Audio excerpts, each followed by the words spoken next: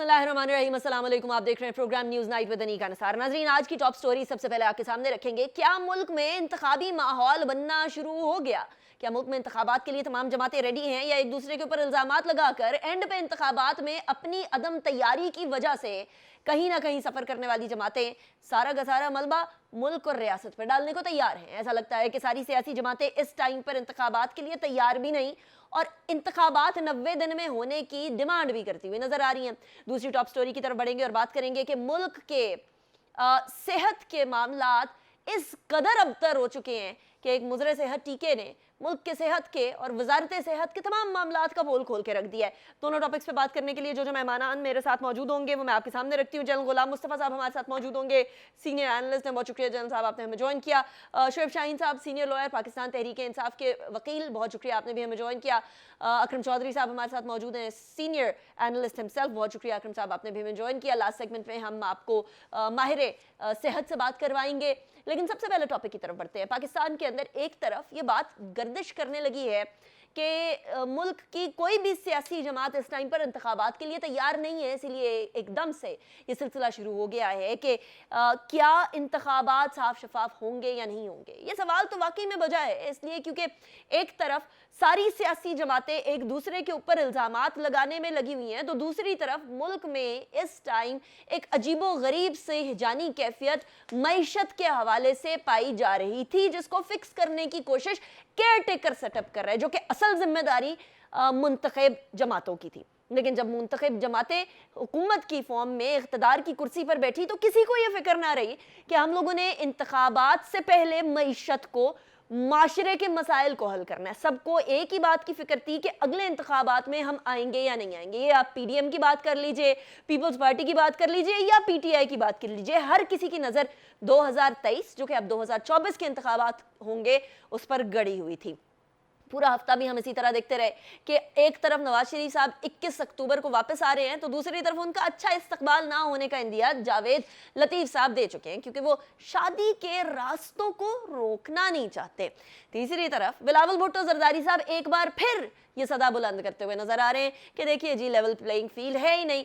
और चौथी तरफ पाकिस्तान तहरीक इंसाफ अपने गुनाहों का जो सर है या जिम्मेदारी है वो किसी और पर डालती हुई नजर आ रही है कि देखिए, हमें बिला वजह जेलों में बंद कर दिया। क्या किसी को भी सियासत चमकाने के लिए मुल्क में करप्शन या मुल्क में स्टेट के खिलाफ खड़े होने या मुल्क के अंदर अवाम को बद से बदतर हालात में पहुंचाने की इजाजत दी जा सकती है? और ऐसी सूरत हाल में क्या वाकई में सब चीजों को देखते हुए इंतखाबी तैयारी शुरू हो गई? क्या इलेक्शंस का माहौल बन गया? माजी में इंतखाबात का माहौल जैसा बना करता था वैसा हमें नजर नहीं आ रहा है। जनरल साहब, आपकी तरफ ही सबसे पहला सवाल लेकर आऊंगी। इंतखाबात की डेट करीब आ गई, लेकिन इंतखाबात का माहौल बनते हुए नजर नहीं आ रहा। एक तरफ सियासी जमातें सारी बयानियां ढूंढ रही हैं कि हम कौन सा बयानिया अपनाएं, वो वाला बयानिया, फौज मुखालिफ, एस्टेब्लिशमेंट मुखालिफ बयानिया, वो हर जमात ने ट्राई करके देख लिया। रोटी कपड़ा मकान, रोशन पाकिस्तान, तब्दीली, ये वाला बयानिया भी सबने बनाकर देख लिए। अब सारी सियासी जमातों के तकरीबन सारे बयानिए पिट चुके हैं, अब कौन सा बयानिया ढूंढेंगे? मैं थोड़ा सा उससे डिसएग्री करूंगा। इंतखाबात का माहौल नहीं बना अभी तक, क्योंकि सितंबर खत्म होने वाला है, 3-3.5 महीने हैं। इससे पहले तो जो भी हम इंतखाबात देखे हैं बड़ी गहमा-गहमी है, हर तरफ हुआ करती थी, प्रेस चल पड़े हैं, चल पड़ते थे, बहुत कुछ हुआ, लेकिन अब वो बातचीत हो नहीं रही। जैसे लोगों के जो जिन्होंने इंतखाबात में हिस्सा लेना है, ये जो सियासी जमातों के अकाबरीन है, वो भी शायद अभी इस क्लैरिटी नहीं है उनके ज़हन में। तो जहाँ तक बयानी का ताल्लुक है, तो बयानिया तो बदकिस्मती से किसी के पास है नहीं है।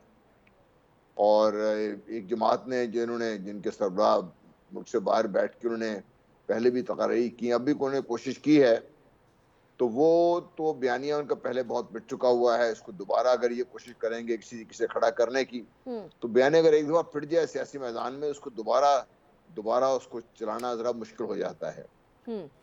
इसलिए वो अगर ये समझ रहे हैं कि जो बातचीत करेगी काम आगे चल सकता है, नहीं चल सकता है। दूसरी, जहाँ तक सिंध तक महदूद पीस पार्टी का ताल्लुक है, पंजाब में उन्होंने बड़ी कोशिश की, उनका वजूद सामने नहीं आ सका। और सिंध की हद तक वो समझते हैं कि वो मैदान उनके लिए खुला है, और जब तक उनकी मर्जी के वहां पे मामला तय होते रहेंगे तो सिंध उनके हाथ में रहेगा। वो नहीं, भी लेकिन एक तरह वो से तो लेवल प्लेइंग फील्ड की बात कर रहे हैं जल साहब के लेवल प्लेइंग फील्ड नहीं है। एक जमात के हवाले से जरा थोड़ी टिल्ट, थोड़ी लीनिंग नजर आती है। तो आप कह रहे हैं कि सिंध अभी भी उनका हुआ तो उनको कोई टेंशन नहीं होगी। उनको तो टेंशन है, उनको तो बड़ी क्लियर टेंशन नजर आ रही। उनको टेंशन सिंध की हद तक तो वो ख्याल, उनका ख्याल ही है कि क्लैरिटी है उनके ज़हन में, लेकिन जब वो सिंध से बाहर निकलते हैं फिर तो बिल्कुल ही उनके लिए मैदान बहुत पुरखार है यहाँ पे, क्योंकि पंजाब में जहाँ के ज़माने में उनका गढ़ था, अब वहाँ पंजाब में उनका वजूद शाज़ व नाज़ ही कहीं नज़र आता है। कोई उनकी तरफ से बात करने को तैयार नहीं है, कोई उनकी तरफ से कोई स्टैंड लेने को तैयार नहीं, किसी में से किसी को ये भी नहीं पता कि उन्होंने बात करनी क्या है, अब उनसे उससे बात करें। हम्म। तो आज आके आज जमात इस्लामी को देख लीजिए, वो बड़े धड़ल्ले से मैदान में है, मुख्तलिफ किस्म की वो बयानात आते रहते हैं उनके, मुख्तलिफ जगहों पे वो एहतजाज करते रहते हैं। तो शायद उसी हद तक एक ही पार्टी मुझे लगता है जो इस वक्त मैदान में किसी हद तक नजर आ रही है, बाकी तो सारे इस वक्त बैठे सर खुजा रहे हैं कि क्या करें क्या ना करें।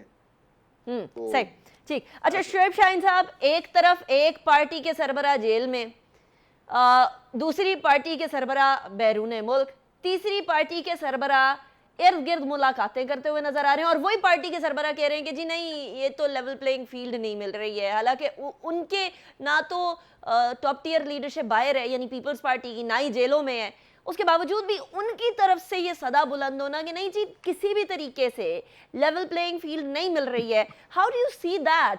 बड़े फ्रीडम के बावजूद भी इस तरह की स्टेटमेंट का क्या मतलब? देखिए, पहली बात तो ये है कि पीटीआई आज लेवल प्लेइंग फील्ड की बात हो रही है, उसके चेयरमैन का नाम, खबर, तस्वीर, आप तनकीद भी करना चाहें ना उस पर, आप पे पाबंदी है।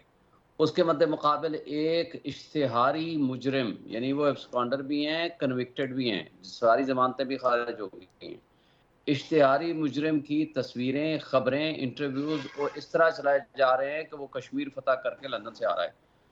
अच्छा जी, 4 साल से 4.5 साल से वो मफरूर है, एब्सकॉन्ड कर गया है और अदालतों ने उसको इश्तिहारी डिक्लेयर कर दिया है। बट टू बी इसके फेयर, बावजूद ये तो है लेवल प्लेइंग शेर साहब, फील्ड की आई एम हालत। Sorry, I am cutting you short, लेकिन टू बी फेयर पीटीआई के जमाने में उनका नाम लेने से भी मना किया हुआ था, उनकी तकारीर भी नहीं दिखाई जा सकती। पीटीआई के जमाने में वो किसी ने मना नहीं किया, अदालत ने मना किया। अच्छा, यहाँ एक फर्क, there is no doubt about कि इमरान खान साहब और नवाज शरीफ साहब के केस में फर्क है, अकरम चौधरी साहब, लेकिन मसला ये है कि एक जगह स्टेट से लड़ाई और दूसरी जगह जो है वो स्टेट का पैसा लूटने का इल्ज़ाम, ये दोनों चीज़ें ही संगीन है, इसमें कोई शक की बात नहीं है। लेकिन अमूमन ये हुआ करता है कि क्योंकि इंतखाबात अब जनवरी के एंड के अंदर इलेक्शन कमीशन ऑफ पाकिस्तान बोल रहा है, अल्लाह करे उसी टाइम पर हो कोई बीच में कोई ऐसी सिचुएशन ना आ जाए जो इंतखाबात को इधर उधर कर दे, जो कि ऐसा लगता नहीं है, लेकिन फिर भी this is Pakistan, we never know. ऐसी सूरत हाल में इतने महीनों पहले तो वैसे ही इंतखाब की मुहिम शुरू हो जाती है, जगह जगह बैनर लग जाते हैं, जगह जगह इंतखाबात की तैयारी बाकायदा तौर पर नजर आ रही होती है, इंतखाबात का माहौल बन रहा है, लेकिन वो माहौल नजर नहीं आ रहा। चौधरी साहब, ये कैसे इंतखाबात होंगे? हमारे यहाँ सियासी जमातें वरासती, मोरसी या डिक्टेटर के अंदाज में अपने काम हो जाती है। जो फैसला साहब पार्टी नवाज शरीफ है वो PMLN का है, तो पाकिस्तान की सियासी बात तो हमेशा से ही रहा, तो लिहाजा उन्हें कोई फिक्र नहीं है कि जाना है। वो तो अपनी बैक और चैनल के ऊपर इसके ऊपर काम करते हैं और उन्हें आवाम के मसाइल से कोई सरोकार नहीं है। आज वो तो ये सोचने के लिए कोई भी सियासी जमात जो ये दावा कर रही है कि उसके खिलाफ साजिश हो रही है, या वो सियासी जमातें जिनके बारे में वो जमात कह रही है कि हमारे साथ साजिशें की जा रही हैं, तमाम सियासी जमातें इस मुल्क की तबाही और बर्बादी में बराबर की हिस्सेदार हैं। आज इन सियासी जमातों के पास 24 करोड़ आवाम के लिए कोई मंशूर, कोई ऐसा दावा, कोई नारा जिसपे आवाम नहीं है। लेकिन चौधरी साहब, फिर वही सवाल आता है, फिर बयानिया क्या बनाएंगे? क्योंकि अब तो बयानिया वो फौज मुखालिफ बयानिया सबने चला कर देख लिया, और पता है कि घिसा पिटा बयानिया हो गया, इसलिए क्योंकि जब भी मकबूल होना होता है तो कोई ऐसा कोई इस किस्म का इन्फ्लेमेटरी बयानिया लेकर आती है हर सियासी जमात, हर किसी ने ट्राई कर लिया। दूसरी तरफ मंशूर रोटी कपड़ा मकान से लेकर रोशन पाकिस्तान से लेकर तब्दीली तक सारे वो मंशूर भी देख लिए। अब कौन सा बयानिया लेकर आएंगी सियासी जमातें?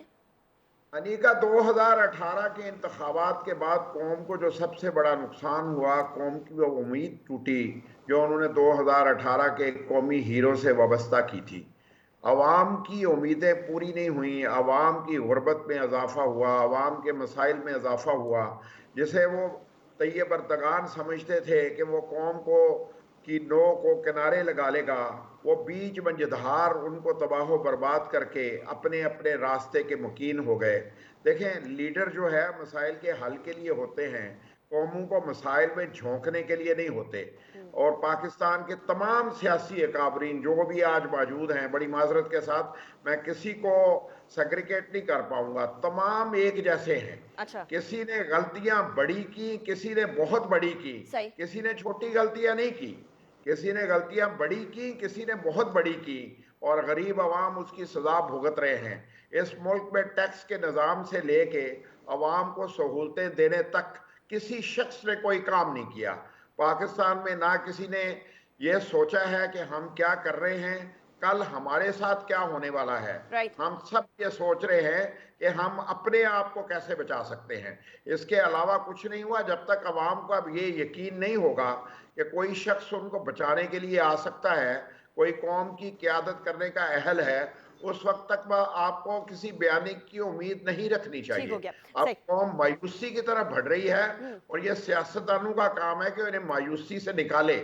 और हम जिस तरह के टॉक शो करते हैं, हम इनको मजीद मायूसी की तरफ धकेलने पे काम कर रहे हैं। राइट चौधरी साहब, लेकिन मसला ये है कि कोई आसमान से फरिश्ता तो उतर नहीं सकता। अब ऐसा फरिश्ता हम ढूंढे तो किधर ढूंढे? सारी सियासी जमातें यही हैं, इन्होंने इंतखाबात लड़ने हैं। तो ऐसी सूरत हाल में what will we do? Break के बाद बात करेंगे इस बारे में। जल साहब, आपकी तरफ ही सवाल लेकर आऊंगी। See you after the break.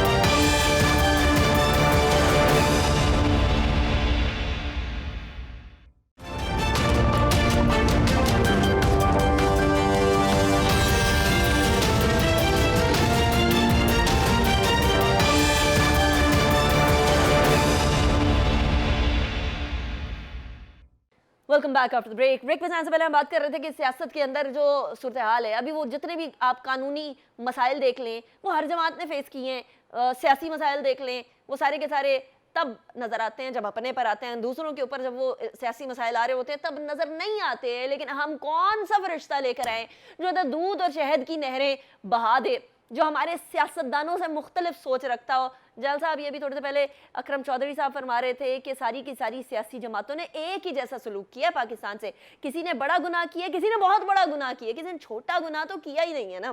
तो ऐसी सूरत हाल में किसको लेकर आए फिर? Who should be the person या हु शुड बी समबडी जिसको हम लेकर आए और आवाम कहे कि नहीं, इस शख्स को तो हम लोग यकीन इसके ऊपर करते हैं। अब तो खान साहब पे भी यकीन नहीं है, पीपल्स पार्टी, PMLN, सबका वही हाल। देखिए, हमारा मसला तो यही रहा है कि मसाइल की तलाश में हम यहाँ तक पहुँच चुके हुए हैं। मसीहा आते नहीं हैं। आजकल के दौर में अवाम को खुद अपने कंधे का जो बोझ है, खुद अवाम अपने कंधों पर उठा के फिर रही है।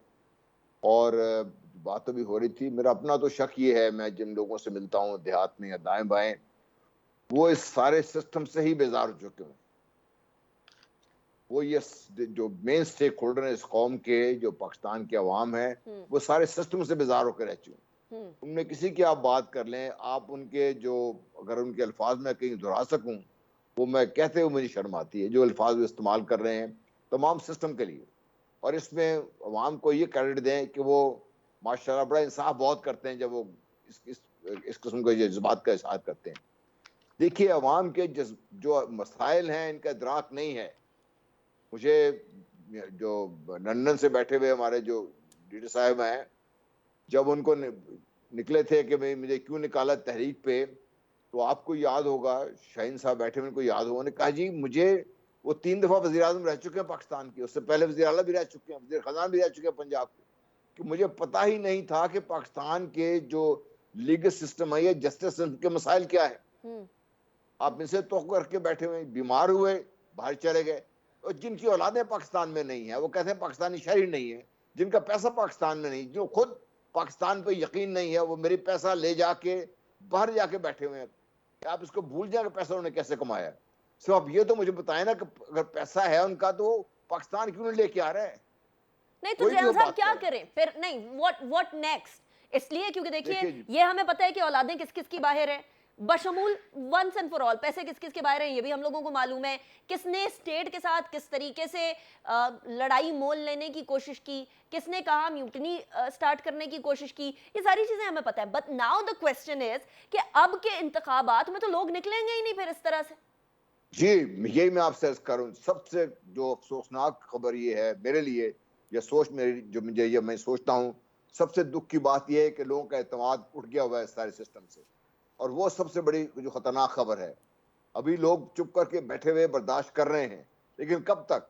कौन अपने बच्चों को भूखा मरते हुए देख सकता है? कौन अपने बीमार बच्चों को, माँ बाप को अस्पताल नहीं ले जा सकता, दवाइयों को नहीं दे सकता? वो कब तक ये बर्दाश्त करेगा? ये कि मेरा चलो, आपका गला पकड़ेंगे? ठीक मुझे उस चीज का डर पड़ा हुआ है। अल्लाह ताला ना करे ऐसे हालात सूरत हो ठीक। तो हमारे पास। अच्छा, वैसे पाकिस्तान ने शोएब शाहीन साहब बड़े मुश्किल हालात से दो चार होने के बाद रिवर्स गियर लगाया या उससे उन मुश्किलात से निकले, और मुश्किलात पाकिस्तान पे अच्छी खासी पड़ती रही हैं इन 75 इयर्स के अंदर। आज जो चल रहा है वो कोई नई बात नहीं है, बट द प्रॉब्लम इज कि कब तक हम इंतखाबात पे कब यकीन करना सीखेंगे?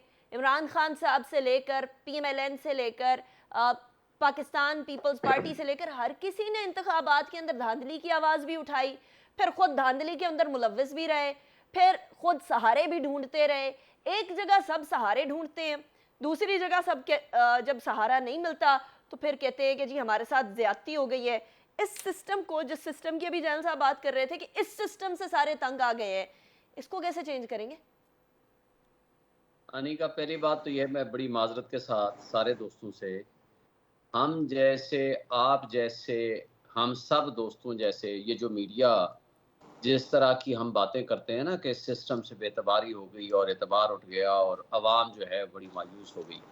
भाई, एक चलते हुए निज़ाम को जहाँ 6.1% GDP था, जहाँ आपने $24 बिलियन के रिजर्व के साथ आपने एक तमाशा किया, एडवेंचर किया, उन चोरों ने 16 महीनों में एक बेहतरीन चलते हुए सिस्टम को बेड़ा गर्क कर दिया। नंबर 1। नंबर 2, अब हम आगे आते हैं। भाई, इसका हल क्या होगा? आपने बड़ी अच्छी बात की। क्या फरिश्ते उतरेंगे इस निज़ाम को ठीक करने के लिए? लोगों को, जमहूरियत है ना, लोगों को उनके हुकूक दो, वो अपने हाथ से किसको नुमाइंदा बनाना चाहते हैं उनको हक दो। ये कबूलियत और मकबूलियत का फ़र्क जो है वो क्यों है कि जो मकबूल है वो कबूल नहीं है? भाई, आप कौन होते हैं ये फैसला करने वाले कि जनाब नहीं, हमें इमरान खान और इसके लोग कबूल नहीं हैं? आप लोगों को उठा के ले जाएं, आप लोगों के साथ रियासती दहशतगर्दी करें, आप लोगों के साथ जुल्म ये रखें कि आप अदालतों में भी पेश ना करें, 12 दफा अदालतें जमानतें दे दें, आप कहें नहीं जी हमने उनको नहीं छोड़ना, हमने अदालतों में भी नहीं पेश करना। ये अगर तर्ज अमल है, सुन ले ना। That's a very interesting point. मेरा एक सिर्फ काउंटर क्वेश्चन सुनिएगा। अगर यही काम, पीपल शुड डिसाइड। अगर यही काम यहाँ जो मार्शल भी देखे, PTI ने हमने किया गैर वो मार्शल PMLN भी करती देखे। तो PTI का क्या मौकफ होता? जरा मैं जानना चाहूंगी कि यही काम आज जो, जिस वजह से चेयरमैन PTI सलाखों के पीछे हैं, अगर यही काम पीपल्स पार्टी ने या PMLN ने किया होता तो फिर क्या उसका यही काम का क्या मतलब है? यही भाई, काम अगर वो जेल में है जो 9 मई को तोशाखाना केस से या साइफर केस से, दो केस है ना जो इस वक्त जिनमें वो जेल में है, बाकी तो सब में जमानतें हो गई। आज भी सारे केसेस में वो जमानतों में है, और तमाम केसेस में वो जमानतों में। उसने क्या जुर्म किया? वो मुल्क का पैसा लेके बाहर नहीं भागा, वो बीमारी का बहाना लेके कातलाना हमले हुए वो मुल्क से बाहर नहीं भागा, उसका मरना जीना यहाँ है, उसका कोई चोरी का पैसा बाहर नहीं पड़ा हुआ। आप क्या बात करते हैं? मैं तो सिर्फ ये पूछ रही हूँ, अगर 9 मई वाला वाकया कोई और जमात करती तो आप उसको तस्लीम करते हैं? अब आप जवाब तो सुने ना निका। मैं उसी जिस चीज का जवाब मांग रही हूँ मुझे उसका जवाब नहीं मिल रहा। आज उसको चाहते हैं कोई इलेक्शन का कोई रिजल्ट उठा लें, फ्री एंड फेयर इलेक्शन अगर आपने कराना है, इस मुल्क का वाहिद हल फ्री एंड फेयर इलेक्शन कराना है। आप अनसर्टेनिटी खत्म करें, आप बेयकीनी की कैफियत जिस दिन खत्म करें। 3 दिन पहले एशियन डेवलपमेंट बैंक की रिपोर्ट आई है ना, उन्होंने कहा आपके 1/3 मसाइल हल होंगे जब आपका फ्री एंड फेयर इलेक्शन कराएंगे। आपका इंडिपेंडेंट स्ट्रॉन्ग डेमोक्रेटिक गवर्नमेंट ही मसाइल हल कर सकेगी। अच्छा, ये थोड़ा है कि आप लोगों को क्या करेंगे? आप एक शख्स की दुश्मनी में 24-25 करोड़ आवाम को मार देंगे भूख से? क्या आप एक शख्स की दुश्मनी में ऐसे इलेक्शंस कराएंगे उसके बगैर? प्राइम मिनिस्टर ने क्या गुफ्तगू की है? उसको ये हक हासिल है कि वो केयर टेकर है। तो कहते हैं कोई बात नहीं, इमरान खान जेल में है, इनके लोग भागे हुए हैं, या इनके लोग हमने मिसिंग पर्सन में भी कोई बात नहीं, हम इलेक्शन होते रहते हैं ऐसे इलेक्शन। अच्छा, वैसे अगर माजी में ये होते आपने रहे। इलेक्शन कराना है तो इसकी क्या क्रेडिबिलिटी होगी, चले। कौन उसको मानेगा, और क्या उसको दुनिया एक्सेप्ट करेगी, क्या वो इन मसाइल से हल कर सकती है? क्या ये छोटे छोटे स्टेप्स आप उठा करके जनाब उसको पकड़ लिया, उसको पकड़ लिया? भाई जस्टिस सिस्टम को भी ठीक करें, लोगों को आप फ्री एंड फेयर इलेक्शन में अपने इसी पॉइंट पे हाथों जरा से मुझे एहतसाब करने चौधरी दें। साहब की तरफ भी जिसने जाने दें। जुर्म किया चौधरी होगा साहब, उसका एहतसाब होगा, लोग मैंने लोग एक इंसाफ बात करें। जो सियासी जमातों में बड़ी हर सियासी जमात में अक्रॉस द बोर्ड देखी है, मीठा मीठा हप हप कड़वा कड़वा थू थू, चाहे वो जस्टिस सिस्टम हो चाहे वो इंतखाबात हो, जब तक अपनी तरफ उनका तो आप झुकाव कराएं है। ना, इलेक्शन कराने की तो मुझे बजाय बात तो इलेक्शन से करने क्यों देना भाग अफसर रहे साहब हैं? को। नहीं जब भागना आप चाहिए किसी इलेक्शन को, से 90 दिन के अंदर भागेंगे, इंतखाबात होने चाहिए थे, नहीं हो रहे वो गलत है। लेकिन चौधरी साहब, हर जमात, चाहे जस्टिस सिस्टम हो, चाहे वो इंतखाबात हो, चाहे वो न्यूट्रलिटी की प्रेजेंस और एब्सेंस हो, वो जब तक अपने लिए झुकाव नजर आता है तब तक अच्छा, जब दूसरे के लिए आता है तब बुरा, या जब अपने लिए भी और दूसरे के लिए भी एब्सेंस नजर आती है तब भी बुरा। चौधरी साहब, ये एक्सपेक्टेशन सियासी जमातों की भी तो खत्म होनी चाहिए ना इस सिस्टम को सही करने के लिए, वो कब खत्म होगी? देखिए, मैं ये आपकी तवस्सुत से शुएब साहब से एक सवाल सिर्फ ज़िम्नन पूछना चाहता हूँ जी। कि अगर 2018 में हाथ बांध के इंतखाबात करवाए गए और 2022 में हाथ बांध के इमरान खान के खिलाफ वोट ऑफ नो कॉन्फिडेंस हो गया, और अगर वो उस निज़ाम को 2023 के इंतखाबात तक चलने देते तो शायद मुल्क की इतनी तबाही और बर्बादी ना होती और इनके लिए भी ये मसाइल पैदा ना होते। हमें अफसोस ये है कि हम अपनी गलतियों खामियों पर नज़र डालने के बजाय माजी में गुजरे हुए वाक़यात पर तनकीद करने से समझते हैं कि शायद मसाइल हल हो जाएंगे। अब ये जो एक तो सवाल बात चौधरी ये साहब है, आपने पूछा है, इसका मैं जवाब ले लूं शोएब शाहीन साहब से, ले या लें जी, बात जरूर मुकम्मल लें, कर? जी शोएब साहब। जरूर। देखिए मेरी बात सुने, पहली बात तो ये है कि आज तक कोई भी इलेक्शंस फ्री एंड फेयर नहीं हुए, और हमने उसको हल करने का जो तरीका निकाला, क्योंकि हमने तरीका ये निकाला, पीटीआई ने ये निकाला कि जनाब अब इलेक्ट्रॉनिक वोटिंग होगी, जिसका कोई चांस नहीं होगा रिगिंग का। ये मुझे ऑफ कर आगे दें। साथ ही इन लोगों ने क्या काम किया इस मुल्क के साथ? सबसे पहले नैब लॉ तरमीम किए, सबसे पहले नैब लॉ तरमीम करने के बाद दूसरा बड़ा काम ये किया कि ईवीएम का सिस्टम खत्म कर दिया, आपने इलेक्ट्रॉनिक वोट खत्म कर दिए। तीसरा काम ये किया कि ओवरसीज का राइट ऑफ वोट खत्म कर दिया। भाई हमारे जिम्मे था कि चीजों को ठीक करना है, हमने हेल्थ कार्ड दिया, हमने ये कहा कि जनाब इंसाफ का निजाम बेहतर करें, और आपने देखें जिन चीजों को, हम कोई अक्ले कुल नहीं है, हमसे गलतियां हो सकती हैं, हमारा एहतसाब अवाम करे, हमारा एहतसाब पब्लिक करे। आप जाली मुकदमे बनाएं, 200 मुकदमात में आप इन्वॉल्व कर दें, आप एक मुल्क के जो फेडरेशन की वाहिद अलामत है, मैं समझता हूँ पूरे ये पाकिस्तान बहुत में, बड़ी ओवर कश्मीर स्टेटमेंट में, है जीबी में, शोएब साहब। आप उसको 71 साल की उम्र तक तो थ्रू आउट पॉलिटिक्स अब में की भी है वो, बार शोएब उसके साहब, खिलाफ एक बेसाखियों मुकदमा के नहीं है। बगैर आज इंतखाबात आपने जरा 200 लड़ के के करीब देखिए मुकदमात ना, बना के तो फिर पता चलेगा ना शोएब साहब, वो 2018 तो में कराएं। बेसाखियां हम थी। क्या सुन लें, हमने पंजाब और केपी के इलेक्शन के लिए अदालतों में गए, 2 दफा फैसले हुए, नहीं हुए। हम आज भी अदालतों में हैं कि इलेक्शन 90 डेज में कराएं, इसके बावजूद हमारा लीडर जेल में है, हमारी सेकंड लीडरशिप जेल में है, या भागी हुई है, या जो भी है, या अंडर ट्रायल है, या उठाई गई है। लेकिन हम कहते हैं आज भी 90 डेज में इलेक्शन चले कराएं, क्यों नहीं कराते? चौधरी साहब, क्वेश्चन तो ये है। चौधरी साहब, आप अपनी पिछली बात भी दरअसल मुकम्मल कर देखें, लीजिएगा, फिर जवाब शिकवा जो आया है वो भी, उसका भी जवाब दे दें। नहीं, वो मैं जवाब शिकवा का एहतराम करता हूँ, मैं उनकी राय का भी एहतराम करता हूँ, उनका हक है अपने गुस्से का इजहार कर लें, मगर मैं ये समझता हूँ कि मामलात को सुलझाने के लिए सियासी फ़हम और फरासत की ज़रूरत हुआ करती है। जज्बात से मुआशरे और हुकूमतें और मुमलकतें आगे नहीं बढ़ा करती, और हमारे मुल्क की बदकिस्मती ये है कि हम सियासत जज्बात से करने के आदी हैं, हालात व वाक़यात को समझ कर आगे बढ़ने के लिए तैयार नहीं हैं। बेहतरीन लीडर, बेहतरीन सियासतदान वो होता है जो कौम को मसाइल से निकाल लेता है, जज्बात से आरी होकर निकालता है, और सूरत हाल की कशीदगी को, सूरत हाल की मुश्किलात को देखते हुए फैसले करता है। जज्बाती फैसलों से घरों को भी नुकसान होता है, ममालिक को भी होता है। और आप अगर ये डिप्लोमेसी को जब देखती हैं दुनियावी तौर पे, तो लोग अपने मसाइल को हल करने के लिए ठीक हो गया। बहुत सी जगहों पे फ्लेक्सिबल और खामोश भी रहते हैं। फ्लेक्सिबिलिटी का हमारे यहाँ फुकदान ही तो है बदकिस्मती से चौधरी साहब। जो जो जी, हम लोगों के यहाँ तो फ्लेक्सिबिलिटी नाम की तो कोई चीज है नहीं किसी भी जमात में चौधरी साहब। तो बस फिर फ्लेक्सिबिलिटी अब अकेली हम आवाम को दिखानी होती है। उसका नतीजा भी हम भुगत रहे हैं। अवाम को फ्लेक्सिबिलिटी नहीं दिखानी होती, अवाम पे तो बोझ लाद दिया जाता है, उसके बाद सुना भी नहीं जाता। ये अभी आप सिर्फ अभी देख लें, माजी दूर की बात नहीं है, चंद हफ्ते पहले ये वादा किया गया था इस कौम से कि हम के बिजली के रेट्स को रिव्यू कर रहे हैं। किसने किया? ये गरीब अवाम वो बिल दे रही है और भुगत रही है। कोई पीटीआई को कहेंगे तो वो जिम्मेदारी पीएमएलएन की है, पीएमएलएन को कहेंगे तो पीपल्स पार्टी की है, पीपल्स पार्टी को कहेंगे तो पीडीएम की है। भुगत तो मैं, आप और ये सब लोग रहे हैं। ये 24 करोड़ अवाम रहे हैं जो 20-25 हजार रुपया कमाते हैं, ठीक। शाम को और वो बर्बाद हो चला जाते जा हैं। रहा है, खुदा के सहारे वाला काम चल रहा है। अकरम चौधरी साहब thank you very much. Shoaib Shaheen साहब बहुत शुक्रिया आपने ज्वाइन किया। जंग गुलाम मुस्तफा साहब आपका भी बहुत शुक्रिया। एक बात बड़ी वाज़ेह हो गई है कि पाकिस्तान के अवाम को अब वाकई में ऐसे सियासतदान चुनने होंगे जो कि उनका इस्तेमाल अपनी मकबूलियत, अपनी सियासत को आगे लेकर जाने की बजाय उनके मसाइल हल करने की तरफ करें। जब भी पार्लियामेंट में आते हैं अपने मसाइल हल होते हैं, लेकिन अवाम के मसाइल हल होते हुए नजर नहीं आते। इन इंतखाबात के अंदर भी कुछ ऐसा ही नजर आ रहा है। अभी ब्रेक की तरफ जाएंगे, ब्रेक के बाद बात करेंगे एक अवामी मसला जो इस टाइम पर सर चढ़कर चीख रहा है कि ये देखो मैंने तुम लोगों की सेहत का क्या मजाक उड़ाया है। उसके बारे में बात करेंगे एक ब्रेक के बाद।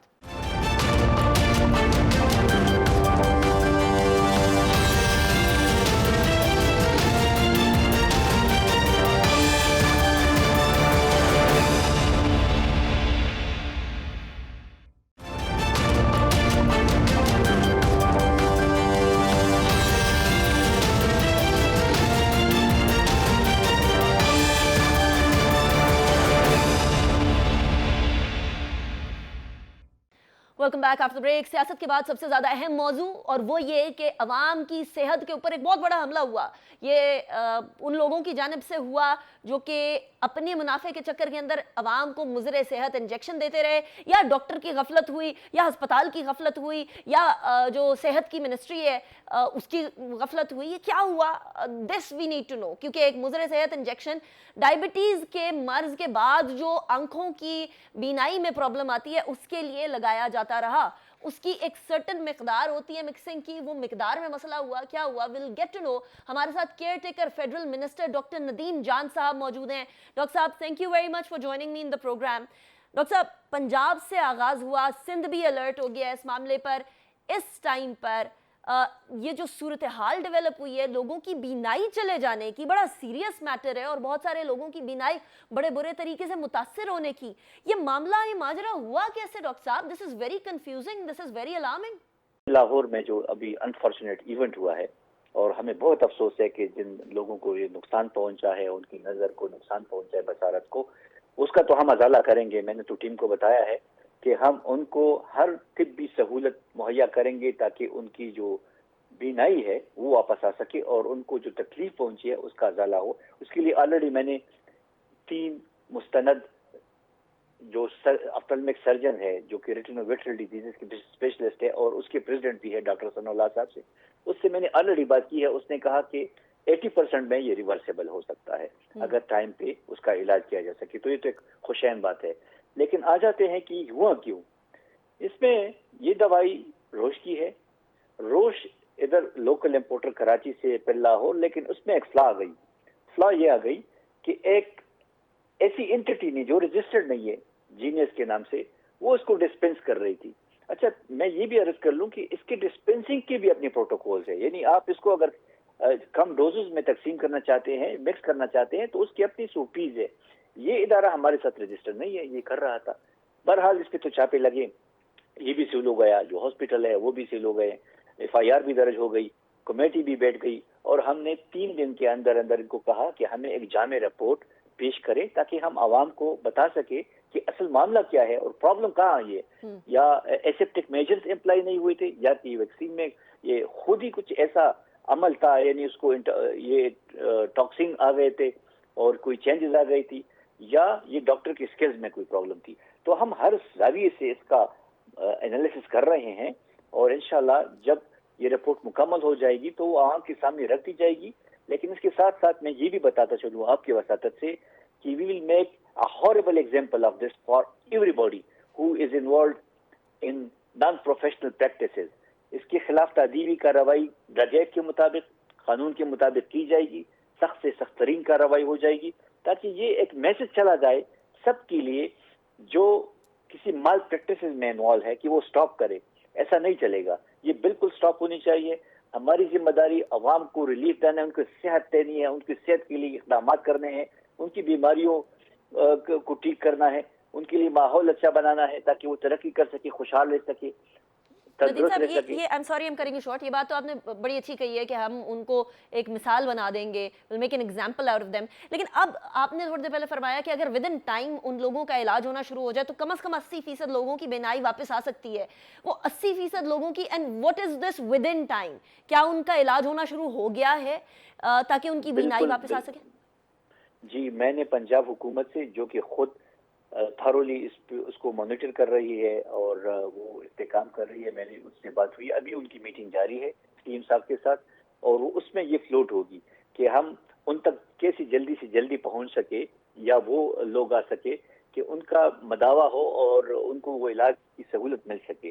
तो इंशाल्लाह उम्मीद है कि अभी डिसीजन आ जाएगा और उसी के मुताबिक फिर हम चलेंगे। नदीम साहब, जस्ट अनदर क्लैरिफिकेशन, क्योंकि अब सिंध हुकूमत भी इस बारे में बड़ी कॉन्शियस हो गई है और वो कह रही है कि जी हो सकता है कि यहाँ सिंध के अंदर भी कुछ ऐसी अद्वियात आए हो। क्या पूरे मुल्क से कॉल बैक कर ली गई हैं ये जो दवाई थी? बिल्कुल जी, बिल्कुल जी, बिल्कुल हमारी एडवाइजरी बड़ी क्लियर है, ये कॉल बैक कर दी गई है पूरे मुल्क से। इसकी सेल पे अभी ताहुक्म सानी पाबंदी है जब तक कि ये इन्वेस्टिगेशन रिपोर्ट नहीं आती और हमारी ड्रग टेस्टिंग लेबोरेटरी की रिपोर्ट नहीं आती कि इसमें कुछ आंसर तो शामिल नहीं है मुज़र सेहत।